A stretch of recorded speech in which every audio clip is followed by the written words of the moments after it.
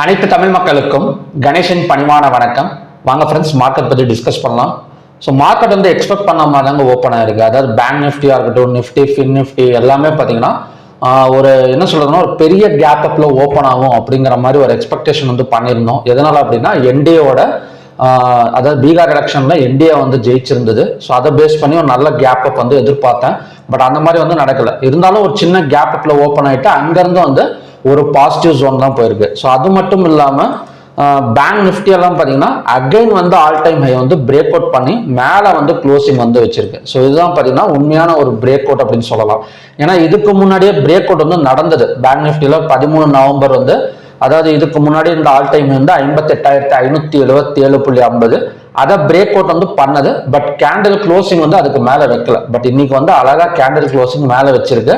Maybe bank Nifty இன்னும் கொஞ்சம் கூட ஒரு பாசிட்டிவ் சைடு போகிறதுக்கான ஒரு சான்சஸ் வந்து இருக்கு.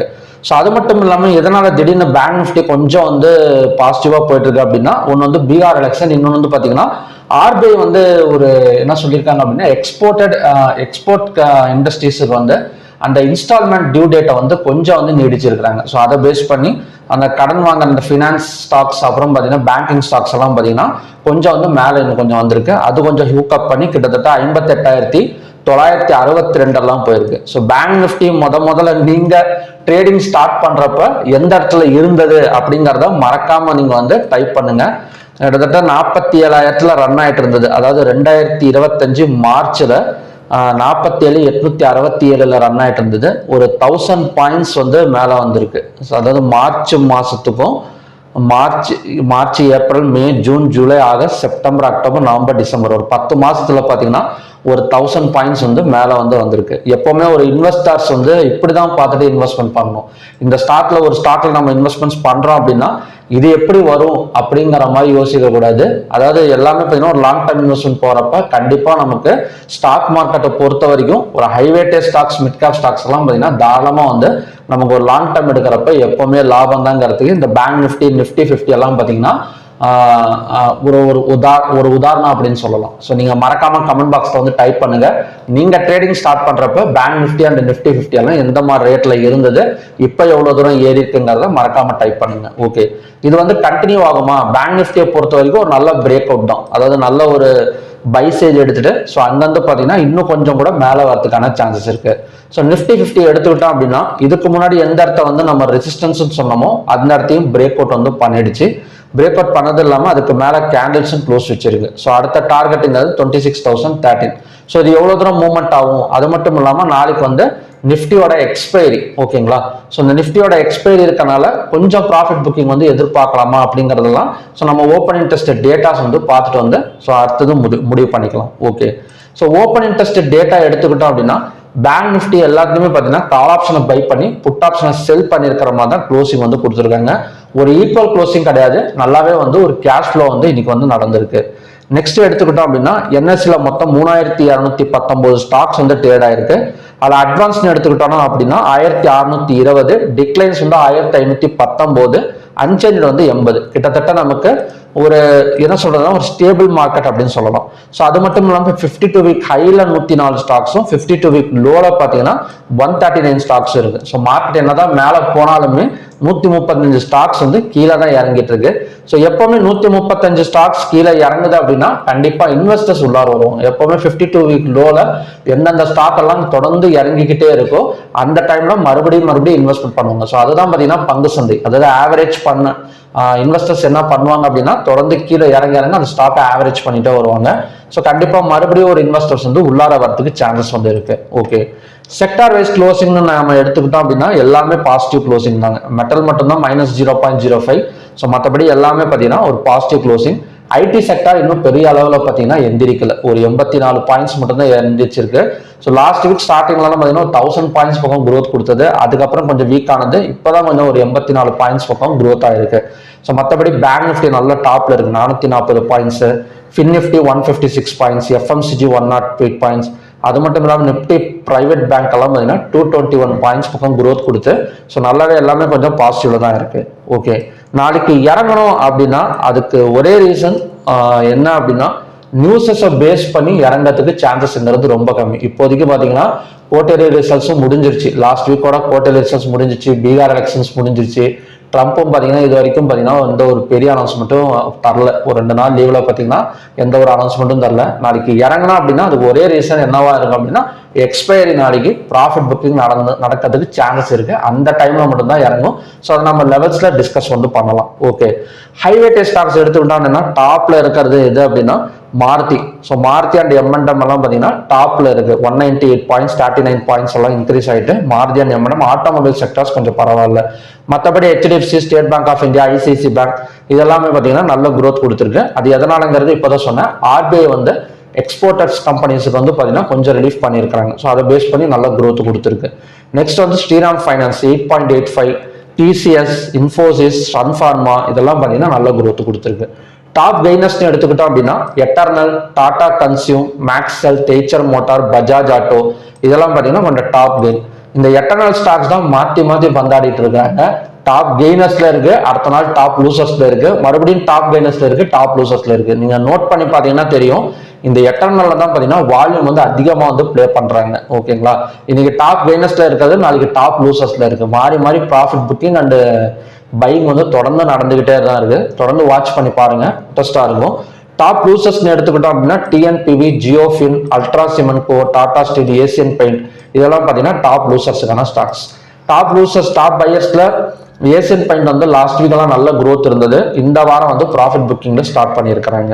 ஓகே, ஸ்டாக் ஹீட் மேப் எப்படிங்க இருக்கு அப்படின்னா கொஞ்சம் பச்சை பசேர்னு இருக்கு. அதாவது நம்ம வெள்ளிக்கிழமை வந்து எந்த மாதிரி இருந்ததோ ஸோ அதே மாதிரி தான். எந்த இடத்துலயும் அதிகமான ரெட்ல க்ளோஸ் ஆகல. டிஎம்பிவி, அதானியன் இந்த ரெண்டு மட்டும்தான் கொஞ்சம் திக் ரெட்ல இருக்கே தவிர ஸோ மற்றபடி பார்க்கறதுக்கு கொஞ்சம் கிரீனா இருக்கு. நாளைக்கு ப்ராஃபிட் புக்கிங் நடந்தா மேபி ரெட்டா மாறதுக்கு சான்சஸ் இருக்கு. இப்போதைக்கு மார்க்கெட் வந்து கொஞ்சம் கிரீனா தான் இருக்கு. நிஃப்டி 50 ஸ்டாக்ஸ் வால்யூம் எடுத்துக்கிட்டோம் அப்படின்னா வால்யூம் பேஸ்ல எப்படி இருக்கு அப்படின்னா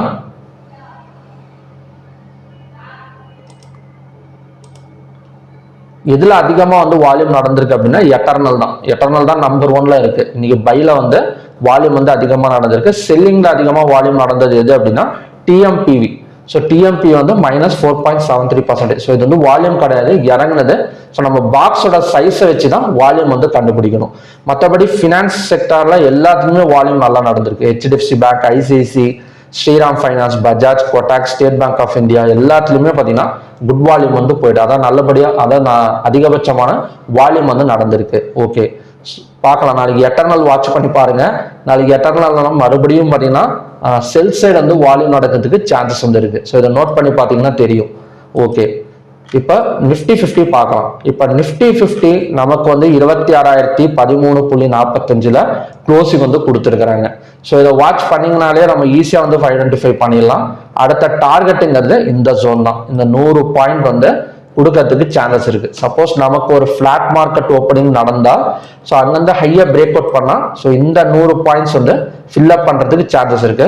இந்த இடம் வந்து ரெசிஸ்டன்ஸா ஒர்க் ஆகுமா இல்ல பிரேக் அவுட்டா ஒர்க் அவுட் ஆகுமா இதுதான் பாத்தீங்கன்னா 50-50 சான்சஸ் மட்டும்தான் பாசிபிலிட்டி இருக்கு. ஏன்னா இந்த இடம் வந்து ஆல்ரெடி ரெசிஸ்டன்ஸா ஒர்க் அவுட் ஆயிருக்கு. 26,100ல இருந்து 25,400 வரைக்கும் நமக்கு வந்து இறங்கி இருக்கு. ஸோ நாளைக்கு வந்து எக்ஸ்பைரிங்கனால கண்டிப்பா கொஞ்சம் வேலையை காட்டுவாங்க. அந்த இடத்துல தான் நம்ம இந்த இடம் வந்து இப்போதைக்கு வந்து ரெசிஸ்டன்ஸா வந்து மார்க் பண்ணிக்கலாம். ஏன்னா நாளைக்கு எக்ஸ்பைரிங்கனால இந்த இடத்துல போயிட்டு மார்க்கெட் இறங்கிறதுக்கு சான்சஸ் இருக்கு. ஸோ 26,100ங்கிறது நமக்கான ரெசிஸ்டன்ஸ் ஜோன். ஸோ இந்த இடம் வந்தது அப்படின்னா 5 or 15 minutes candle red colour candle form ஆனா அகைன் வந்து நமக்கு வந்து செல்லிங் ஆகிறதுக்கு சான்சஸ் வந்து இருக்கு. ஓகேங்களா, ஸோ காலையில ஹையர் பிரேக் அவுட் பண்ணிட்டு 26,100 போயிட்டு அங்கிருந்து பாத்தீங்கன்னா மேபி ரிட்டர்ன் ஆகிறதுக்கு சான்சஸ் இருக்கு. ஏன்னா ஸ்ட்ராங் ரெசிஸ்டன்ஸ் இப்போதைக்கு 26,100 தான். ஸோ இதை பிரேக் அவுட் பண்ணிட்டு க்ளோசிங் வைக்கட்டும். அதுக்கப்புறம் பார்த்தீங்கன்னா நம்ம பிரேக் அவுட்டாக எடுத்துக்கலாம். இப்போதைக்கு வந்து ரெசிஸ்டன்ஸாக மட்டும் எடுத்துக்கலாம். ஓகே, பேங்க் நிஃப்டி ஒன்றும் பிரச்சனை இல்லை. அதாவது 58,962ல போயிட்டு இருக்கு. ஸோ வேணும்னா ஒரு பிவோட் பாயிண்ட் ஆனால் நம்ம ட்ரா பண்ணி வச்சுக்கலாம். ஏன்னா நல்ல ஒரு ஹை போயிட்டு இருக்கிறனால ஸோ ஒரு பிவோட் பாயிண்ட் ஆனால் நம்ம ட்ரா பண்ணிக்கலாம். ஸோ பிவோட் பாயிண்ட் நான் ஆல்ரெடி சொல்லியிருக்கேன். High plus low plus close divided by 3. அதாவது இன்னைக்கான ஹை எடுத்துக்கோங்க 59,001 plus low 58,605 plus 58,962 divided by 3 58,856 58,856 856. So இது வந்து எக்ஸாக்டாக நம்மளால ட்ரா பண்ண முடியாது. அதனால செட்டிங்ஸில் போயிட்டு 58,856 ஓகேங்களா. நான் பிவோட்டுங்கிறனால பிளாக்ல வந்து ட்ரா பண்ணியிருக்கேன். ஓகே 58,850. சப்போஸ் நமக்கு வந்து ஒரு flat market opening gap up விழுந்தா கண்டினியூவா பை ஆயிடும், இல்லைன்னா க்ளோஸ் அப் பிரேக் அவுட் பண்ணா கூட நமக்கு வந்து பை தான். ஒரு ஃபிளாட் மார்க்கெட் ஓப்பனிங் நடந்துச்சு அப்படின்னா இந்த 58,856ங்கிறது நமக்கு வந்து சப்போர்ட் ஜோனா ஒர்க் அவுட் ஆகும். நல்லா புரிஞ்சுக்கோங்க, எப்பவுமே ஒரு மார்க்கெட்ல ஆல் டைம் ஹையா பிரேக் அவுட் பண்ணிடுச்சு அப்படின்னா கண்டிப்பா கொஞ்சம் ரிவர்சபிள் இருக்கும். ஸோ அந்த இடத்துல ரிவர்சபிள் இருக்கிறப்ப இந்த 58,856 வந்தா அகைன் வந்து பை எடுக்கிறதுக்கு சான்சஸ் இருக்கு. இப்போதைக்கு பேங்க் நிஃப்டியில ரெசிஸ்டன்ஸை தேட வேணாம். ஓகேங்களா, ஏன் அப்படின்னா நல்ல பை வந்து போயிட்டு இருக்கு, அவனே நல்லா பை போயிட்டு இருக்கிறான். அந்த இடத்துல போயிட்டு நம்ம ரெசிஸ்டன்ஸை வச்சு தேவையில்லாம வந்து லூஸ் பண்ணிக்க கூடாது. அதனால ரெசிஸ்டன்ஸை தேட வேணாம், சப்போர்ட்டை தேடுங்க. மார்க்கெட் ஏறிட்டு இருக்கிற மார்க்கெட்ல நான் ஏன் நிஃப்டியில வந்து ஏன் ரெசிஸ்டன்ஸ் வச்சிருக்கேன்னு நீங்க கேட்கலாம். நாளைக்கு எக்ஸ்பைரிங்கிறனால மேபி இறங்கிறதுக்கு சான்சஸ் வந்து இருக்கு. நெக்ஸ்ட் வந்து ஃபின் நிஃப்டி.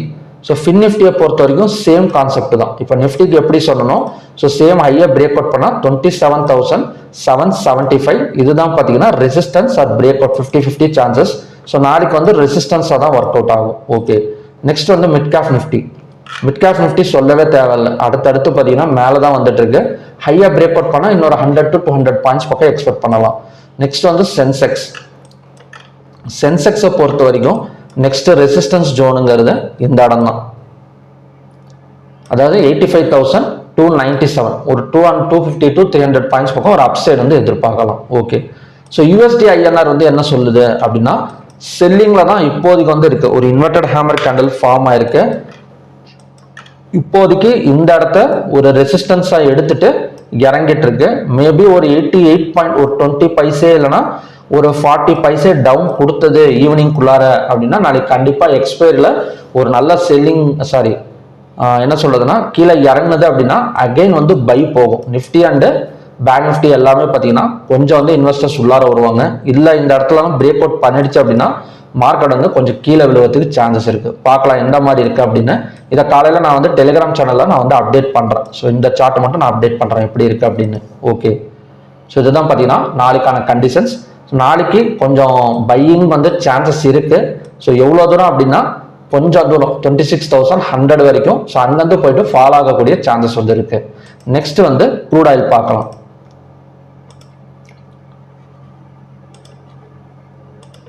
க்ரூட் ஆயில் வந்து மார்னிங் வீடியோவில் என்ன மாதிரி சொல்லியிருந்தேன் அப்படின்னா ஒரு அப் அண்ட் டவுன் மார்க்கெட் அப்படின்னு சொல்லியிருந்தேன். அதாவது இந்த இடம் 5,279ங்கிறது சப்போர்ட் ஜோன்னு சொல்லியிருந்தேன். ஸோ எக்ஸாக்டாக அந்த இடத்துல சப்போர்ட் எடுத்துட்டு ஸோ நமக்கு வந்து மேலே வந்துட்டு இருக்கு. ஸோ இந்த இடத்த வந்து பிரேக் அவுட்னு சொல்லியிருந்தேன். பட் பிரேக் அவுட் ஆகுமா இல்லை ரெசிஸ்டன்ஸாக ஒர்க் அவுட் ஆகுமாங்கிறத கொஞ்சம் வந்து டவுட்டாக இருக்கு. எதனால அப்படின்னா ஒரு நியூஸ் வந்து கொடுத்துருந்தாங்க ஒரு 2 மணி நேரத்துக்கு முன்னாடி. அதாவது OPEC plus poised to keep pumping despite rising over supply fears அப்படின்னு சொல்லியிருக்காங்க. ஸோ இதுக்கு என்ன அர்த்தம் அப்படின்னா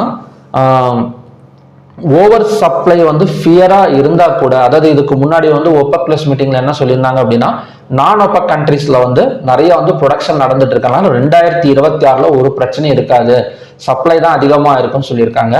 இப்ப என்ன சொல்லியிருக்காங்கன்னா சப்ளை அதிகமா இருந்தா கூட OPEC plus கண்ட்ரிஸ், இந்த OPEC plusல பாத்தீங்கன்னா ஒரு 8 கண்ட்ரிஸ் இருக்கு. அந்த கண்ட்ரிஸ்ல என்ன சொல்றாங்க அப்படின்னா சப்ளை அதிகமா இருந்தா பரவாயில்லைங்க, நாங்க இன்னுமே ப்ரொடக்ஷனை வந்து அடிச்சு தூள் கலப்புவோம் அப்படிங்கிற மாதிரி நியூஸ் வந்து கொடுத்துருக்காங்க. ஸோ ஆல்ரெடி நமக்கு வந்து சப்ளை அதிகமா இருக்கு. ஸோ இப்போ இந்த OPEC plusன்னு சொல்லி என்ன சொல்லியிருக்காங்க அப்படின்னா நாங்க இன்னுமே வந்து ப்ரொடக்ஷன் வந்து பண்ணுவோம் அப்படிங்கிற மாதிரி சொல்லியிருக்கிறாங்க. ஸோ அதனால மேபி கொஞ்சம் வந்து ஃபாலோ ஆகக்கூடிய சான்சஸ் வந்து இருக்கு. ஓகேங்களா, ஸோ அதனால தான் இந்த இடத்த வந்து ரெசிஸ்டன்ஸாக வந்து எடுத்திருக்கேன். ஸோ மேபி இந்த இடம் மிஸ் ஆனால் கூட 5,399ங்கிறது நமக்கு வந்து ரெசிஸ்டன்ஸாக ஒர்க் அவுட் ஆகும். இப்போதைக்கு நமக்கு சப்போர்ட் அண்ட் ரெசிஸ்டன்ஸ் எது அப்படின்னா 5,279, 5,359. ஓகேங்களா, இதையும் மிஸ் பண்ணா கூட இந்த 5,399க்கு போயிட்டு கொஞ்சம் வந்து ஃபாலோ ஆகக்கூடிய சான்சஸ் இருக்கு. ஸோ எந்த இடத்துல ரெசிஸ்டன்ஸ் டச் பண்ணாலும் நம்ம பேப்பர் ட்ரேடிங் வந்து எப்படி எடுத்துக்கணும் அப்படின்னா குறைஞ்சது ஒரு 2 15 மினிட்ஸ் கேண்டில் நமக்கு வந்து ரெட் கலர் கேண்டில் ஃபார்ம் ஆனால் மட்டும்தான் அந்த இடத்துல வந்து ரெசிஸ்டன்ஸ் வந்து ஆக்ட் ஆகும். ஓகேங்களா, ஸோ அந்த மாதிரி ஃபார்ம் ஆனதுக்கு அப்புறம் நம்ம டிசிஷன் எடுக்கிறது நல்லது. ஓகே, நெக்ஸ்ட் வந்து நேச்சுரல் கேஸ் பார்க்கலாம். நேச்சுரல் கேஸ் காலையில இருந்து பெரிய மூவ்மெண்ட் கிடையாது. ஒரு என்ன சொல்லணும் ஒரு சைட்வேஸ் மாதிரி தான் போயிட்டு இருக்கு. ஸோ இப்போதைக்கான ஒரு டெம்பரரி சப்போர்ட் வந்து 395. அப்புறம் பார்த்தீங்கன்னா ஒரு ஸ்ட்ராங் ரெசிஸ்டன்ஸ் வந்து 405.6. ஸோ ஈவினிங்கான சப்போர்ட் அண்ட் ரெசிஸ்டன்ஸ் லெவலுங்கிறது இதுதான் நேச்சுரல் கேஸை பொறுத்த வரைக்கும். ஓகே, க்ரூட் ஆயில் பார்க்கலாம். ஸோ க்ரூட் ஆயிலை பொறுத்த வரைக்கும் இந்த நியூஸை பேஸ் பண்ணி டெக்னிக்கல்ஸ் லெவல்ஸ் 5359 போனால் நமக்கு மேபி கொஞ்சம் வந்து செல் ஆகக்கூடிய சான்சஸ் இருக்கு. சப்போஸ் செல் சைடு பிரேக் அவுட்ங்கிறது எது அப்படின்னா லோவை பிரேக் அவுட் பண்ணட்டும். ஆனால் இன்னைக்கான லோ 5261. ஸோ இதையும் பிரேக் அவுட் பண்ணிட்டு கேண்டில்ஸ் கீழே க்ளோஸ் வச்சது அப்படின்னா மேபி நமக்கு வந்து பாசிபிலிட்டிஸ் இருக்கு. மறுபடியும் அகைன் வந்து கொஞ்சம் ஃபால் ஆகக்கூடிய சான்சஸ் வந்து இருக்கு. ஸோ ஓகே ஃப்ரெண்ட்ஸ், இதான் பார்த்தீங்கன்னா இன்னைக்கான கண்டிஷன்ஸ்.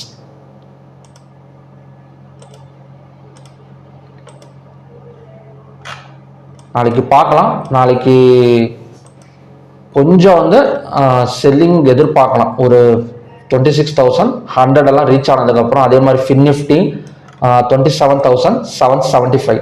ஸோ இந்த இடம் வந்து ரெசிஸ்டன்ஸாக ஒர்க் அவுட் ஆக போகுதா இல்லை பிரேக் அவுட் ஆக போகுதாங்கிறத நாளைக்கு தான் நம்மளால வந்து ஃபைண்ட் அவுட் பண்ண முடியும். ஒரு எக்ஸ்பைரிங்கிறனால தான் இந்த 26,100 வந்து ரெசிஸ்டன்ஸாக வந்து ட்ரா பண்ணியிருக்கேன். ஸோ ஓகே ஃப்ரெண்ட்ஸ், இதான் பார்த்தீங்கன்னா நாளைக்கான கண்டிஷன்ஸ். மறுபடியும் பார்த்தீங்கன்னா நல்ல ப்ரிடிக்ஷன் வீடியோட நான் உங்களை மீட் பண்ணுறேன். நன்றி, வணக்கம்.